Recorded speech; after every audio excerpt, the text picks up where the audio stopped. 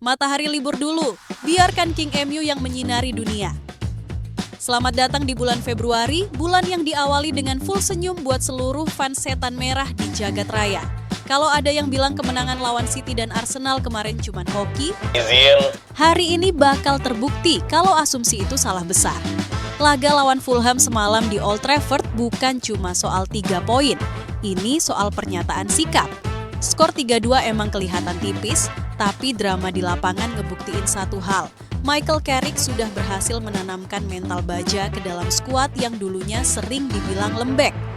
Dari Casemiro yang bermain layaknya anak muda, sampai Benjamin Sesko yang muncul jadi pahlawan di detik terakhir. Ini bukan sekadar kemenangan biasa, ini adalah lahirnya era baru bernama Carrick Time. Masuk ke bagian paling gurih, taktik. Di atas kertas, formasi MU memang 4-2-3-1. Tapi saat bola bergulir, skema Carrick berubah menjadi 3-2-5 asimetris. Ini taktik modern tingkat tinggi yang hanya bisa diterapkan oleh pelatih dengan visi yang jelas. Luke Shaw didorong sangat tinggi untuk menjadi winger di sisi kiri, sementara Diogo Dalot justru turun menemani Maguire dan Lisandro Martinez untuk membentuk skema 3 back di belakang. Kenapa asimetris? Karena di sisi kanan, Amad Diallo tetap melebar untuk menarik bek lawan, sementara Matheus Cunha diberikan kebebasan untuk masuk ke area half space kiri. Strategi ini didukung oleh dua senjata rahasia, overload dan line breaking pass. Carrick sengaja menumpuk pemain di satu sisi lapangan. Tujuannya, membuat bek Fulham panik dan fokus pada satu titik sebelum akhirnya bola dipindah secara kilat ke sisi lain yang tak terkawal. Proses gol kedua, Matheus Cunha di menit 56 adalah bukti nyata kerja sama tim yang sabar memancing pressing lawan hingga celah terbuka lebar. Line breaking pass umpan yang merusak harga diri lawan. Bukan sekadar operan aman ke samping, tapi umpan vertikal yang menembus dua lini sekaligus. Gol kemenangan Sesko bermula dari sini. Mazraoui melepas umpan yang menembus lini tengah langsung ke arah Bruno Fernandes. Hanya butuh satu operan untuk membuat pertahanan Fulham berantakan total. Hal yang paling ngeri dari era Carrick ini bukan cuma soal kemenangan tipis, tapi performa predator yang sudah menghabisi 3 lawan elit secara beruntun.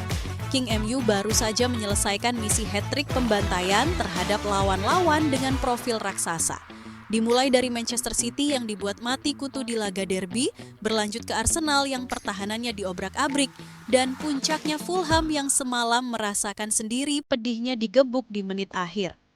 3 pertandingan ini membuktikan kalau MU bukan lagi tim yang sekadar jago transisi, tapi sudah menjadi tim yang sangat dominan. Tidak ada lagi istilah parkir bus demi keajaiban. Sekarang, MU yang memegang kendali, MU yang menekan, dan MU yang menentukan kapan lawan harus kalah. Jika dibandingkan dengan era Ruben Amorim, perbedaannya terasa sangat nyata. Bedanya bagaikan bumi dan langit dalam hal efektivitas permainan.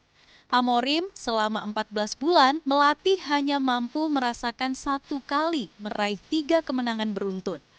Sedangkan Carrick, baru seumur jagung menjabat pelatih interim, rekor itu langsung disamai dengan menumbangkan City, Arsenal, dan Fulham. Mari bicara fakta agar tidak dianggap halu.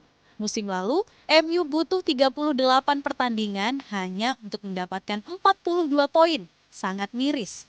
Sedangkan di bawah kendali Carrick, dalam 3 laga pertamanya, ia sukses meraih poin penuh, hanya butuh 1 poin lagi untuk menyamai pencapaian semusim penuh tahun lalu. Di era Carrick, fleksibilitas pemain luar biasa. Bruno Fernandes yang sempat meredup sebagai gelandang bertahan di bawah Amorim, kini kembali menjadi raja kreatif yang menguasai statistik kasta tertinggi Liga Inggris. Kalau kita bicara Manchester United, kita nggak cuma bicara soal 11 pemain di atas lapangan. Kita bicara soal institusi sepak bola yang sedang berusaha keras menjemput kembali identitasnya yang sempat hilang. Selama 1 dekade terakhir, Old Trafford lebih sering terlihat seperti teater drama penuh air mata daripada teater impian yang angker bagi lawan.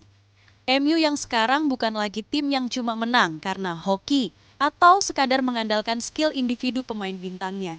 Carrick telah berhasil mengembalikan sesuatu yang paling mahal di klub ini, yaitu sense of belonging dan winning mentality. Pemain-pemain yang dulu sering dicap sebagai beban gaji, seperti Harry Maguire dan Casemiro, sekarang bertransformasi menjadi pilar yang tak tergantikan. Maguire kembali menjadi karang yang kokoh, sementara Casemiro seolah menemukan kembali masa mudanya dengan visi bermain yang melampaui logika. Kehadiran Michael Carrick sebagai pelatih interim membawa angin segar karena dia adalah orang dalam yang tahu betul standar yang ditetapkan oleh Sir Alex Ferguson. Dia tidak mencoba menjadi orang lain, dia hanya menerapkan kembali nilai-nilai kerja keras, kedisiplinan taktik, dan keberanian untuk menyerang yang selama ini dirindukan oleh fans. Kemenangan atas Fulham, City, dan Arsenal bukan sekadar statistik, melainkan bukti kalau Manchester United sedang dalam jalur reinkarnasi menuju puncak jagat raya.